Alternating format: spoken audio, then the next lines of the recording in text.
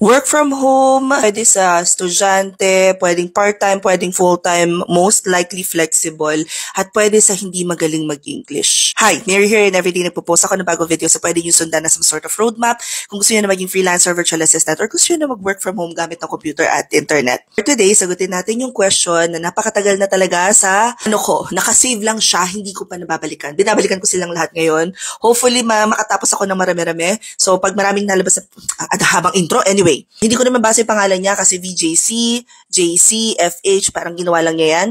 Paano po pag hindi magaling sa English? Pag hindi magaling sa English, pag-aralan.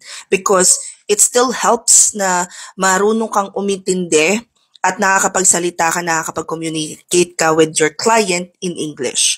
However, let me give you some of the positions na pwede nyong targetin kung hindi talaga kayo kagalingan pa sa English ngayon pero gusto nyo na sana magkatrabaho. One more thing, this is a niche na lalakas ngayon because holiday season na. And I'm talking about no other than our Amazon class. Ano nga ba ang Amazon Virtual Assistant? Pretty simple. Ang Amazon is an e-commerce platform, meaning para siyang yung mga platforms na nagsha-shopping tayo, pero usong-uso siya ngayon is sa US, at saka sa Canada, at saka sa UK, at saka saan pa nga ba? Dahil nga mag-holiday na, itong mga businesses na to, nangangailangan na sila ng tulong sa iba't ibang departamento ng kanilang business. Number one na doon is yung pag-research ng product na mabenta this year. Pangalawa, kailangan nila ng support. Pangatlo, kailangan nila ng tao sa fulfillment. Pang-apat, kailangan nila ng someone who would be able to assist them sa kanilang day-to-day transactions. So, maraming positions ang available, maraming positions ang opening because again, ito yung niche na lumalakas kapag holiday season, which is e-commerce. Now, if you guys are interested, we have an Amazon class coming up next Saturday and Sunday, 2 araw to. Kasi level 3 siya. So, yung class is from 8 a.m. till 12 noon. Tapos, after ng 2 days na live session, you guys will have internship, meaning magkakaroon kayo ng mga tasks na ginagawa ng tunay na or nag-start na or yung mga Amazon virtual assistants na.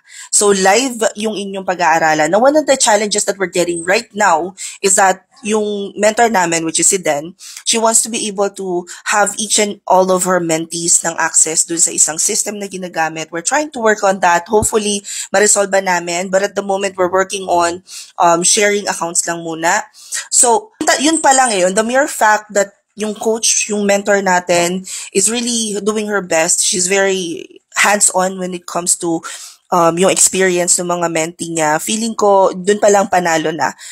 Eto pa, 999 pesos lang lahat ng na-mention ko. So, replay natin ha.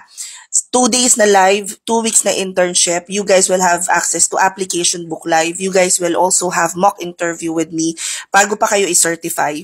So, yung lahat ng yon 999 pesos lang. The class is on November 18 and 19, 8 till 12 noon. If you guys are interested to join, punta lang kayo sa link sa bio ko. Pagkatapos, makikita nyo na dyan sa paid classes, yung Amazon Level 3, 999. Pag clinic nyo yan, makikita nyo na kagad doon yung form, ano yung course outline, and process. Na rin yung mismong form na i-fill out ninyo if you guys wanna join. Hope this helps. Comment any questions you guys have about working from home. Follow for more work from home chismis. Bye!